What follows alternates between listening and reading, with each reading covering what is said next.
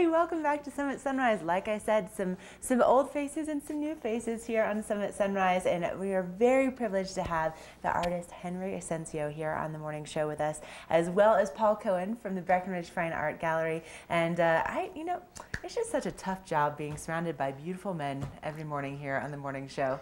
Now, of course, that was for you. Not yeah. Oh, I don't know. We've got some sophistication over here. We got a whole brand new style of art that I've ever seen, especially in your gallery. Mm-hmm. And Henry, where are you from? Where are you coming in from? Well, I was born today? in Los Angeles, but I'm in the Bay Area near San Francisco. That's where my studio is at. All right, so kind of importing today. Oh, absolutely. They flew in yesterday and drove up the mountain last night. How's the altitude working for you? Beautiful. I love the snow. Yeah? And the scenery it's so picturesque here. It's gorgeous. So it's a privilege to be here. Well, we're excited to have you. Now, Paul, can you tell us a little bit about bringing Henry into the gallery and what really prompted you guys to do so? Well, we've known Henry's management, Crown Thorne, for years, and they've really wanted us to carry Asensio's work, and we're delighted. We brought his work in last year for the first time. And so this is the first opportunity we've ever had to have Henry up here with us in the gallery live. We've had a nice response to his work. He's going to be working live as our artists do when they come in. So this is a treat. Is this your first time in Colorado High Country? Yeah, pretty much. And like I said, it's beautiful. So again, I'm excited to be here. I can't wait to get to work tonight and tomorrow. Oh my gosh. All right. Now, this is how this works. Now, you saw a few of Henry's pieces playing there for just a moment, but what happens is Paul brings in these artists, and they actually get to work in front of you for free at the Breckenridge Fine Art Gallery. Now, Henry, this is a little bit unusual because typically, you have artists come in and maybe they sculpt something, or they're just kind of painting something from their mind. But Henry, you work with models, so how's this going to work? Well, we're going to have a model pose live, and we're going to position the lighting and such, and they're just going to let me go at it. So, and like I said, it's a privilege to be able to be here and to do it in front of people. It's real exciting. So it's new for us too. It's going to be cool. So exciting. Yeah. All right, now as you can see, watching some of Henry's work, I mean, it's absolutely beautiful. And can you tell us a little bit about your background and how you even got into it in the first place? Well, ever since I was little, I always knew that I would be an artist, and I just never grew out of it. And I was fortunate to have parents that supported me, and then I met James and Ruth Ann, who really propelled me in the art world. And they really let me flourish as an artist. And the style that you see now is a kind of a combination between abstraction and realism. So you're getting the best of both worlds. You're getting this real classically trained underlining in my paintings and in my drawings. But it's really accented with a lot of avant-garde execution with the colors and the textures. And so you can see a lot of the passion that goes into it. It's not merely, replicating with the model. It's replicating my feeling, the moment, and just kind of let it flow.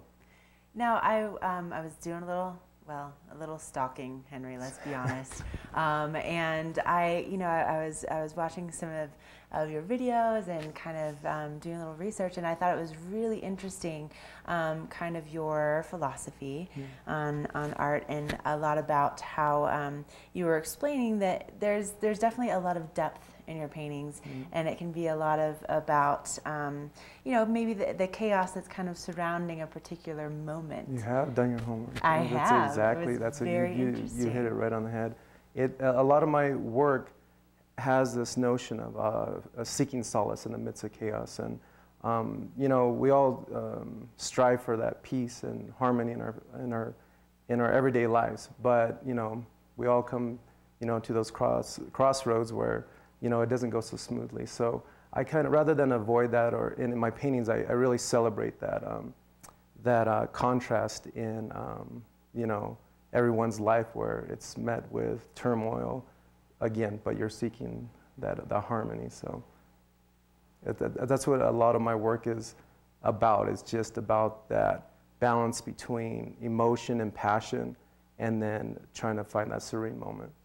And something else that I think is also incredible, and that you kind of pointed out, which I would not have noticed before too, is also just the depth in how you actually look at your work. You know, from far away, you see certain things, and when you get closer, great question. Whole different story. Right, exactly. And I always encourage people, especially who have just seen my work for the first time, to step back to enjoy the naturalism, the realism, and you see a lot of the traditional techniques are there. You see the woman with the proportions and what have you, and it reads naturalistically from a distance. But when you get up close, to me, that's where a lot of the real art comes into play, because you're seeing a lot of these passages and of colors and textures. And when I took a philosophy class, and I love reading philosophy and what have you, and one of the teachers that I really admired told me, in nature, nothing ever repeats. And I just thought that was beautiful, because I went to go investigate it, and it's true. I mean, you see the ocean, there's many different ways, but you know, it's constantly moving and it's constantly fleeting. So I took that notion and then I put it into my work. So when you get up close, again, you see the textures and the colors, but you notice that a lot of the strokes don't repeat, a lot of the colors don't repeat, but from a distance, it meshes into a beautiful naturalistic painting. See, this is why he has to be here. I know. This is why we love having Paul bring on his friends and bring them into the galleries, because when do you go to buy a piece of art, and when do you actually get to hear the story behind it from the artists themselves? I mean, it just creates this amazing atmosphere. I mean, it's turned me into an art junkie. I know. I just keep collecting as you learn more about the art and the artist and the emotion behind each piece. Yep, Paul's creating a problem in my life. It's called art, and it's called an addiction, and it's becoming an issue. Now, when exactly are you going to be in the gallery? We're going to be there tonight. Today, and Friday and Saturday. And we'll be doing live artwork right there from the beginning. It's not like I'll be just doing the final touches. You'll see it from the beginning of how particularly my art is created from scratch. So wow, it's fun. Amazing. Yeah. So what time does this get started? 4 o'clock today, 4 o'clock to 8, both Friday and Saturday this weekend. It's a great weekend because it's got the snow sculptures. Everybody's up from the front range. Yeah, so that was amazing. Couldn't be better timing. Right. That wasn't by accident. Oh, nice. So that's great. And I think you're going to be doing some work with charcoal today. Tonight, is that right? Yep. Charcoal today, and then oil painting tomorrow. So. Wow. Oh my gosh. Yeah, well, it's exciting stuff. So exciting to have you here in town. And if you haven't had a chance to go by the Breckenridge Fine Art Gallery, where are you located? We're right on the corner of South Main and South Park, 421 South Main Street. You can't miss it, purple awning. And of course, we have all the refreshments that go with it. Families are welcome. We're very much a family gallery. We love to have the whole family come in, because young ones need to be exposed to beautiful fine art, museum quality fine art at an early age. And actually, as you know, they're the ones that often bring their parents in. They'll say, I want to go see the statues or the bronzes or the paintings. And you know, if you have time to do a little stalking yourself, you should check out Henry Asensio online and see his beautiful daughter and her painting on the bathroom floor. Yes, You had me cracking up yesterday. Yeah. Oh my gosh. Yeah, that's so cute. Wow. You have done your homework. That's amazing. Right, Henry. I really do appreciate it. You and I, we should talk later about how much I know about you. All right. Well, stop on into the Breckenridge Fine Art Gallery. You're going to be so glad that you did it. Really, it's one of those experiences that you never imagined that it was so important in your life. It's so incredible.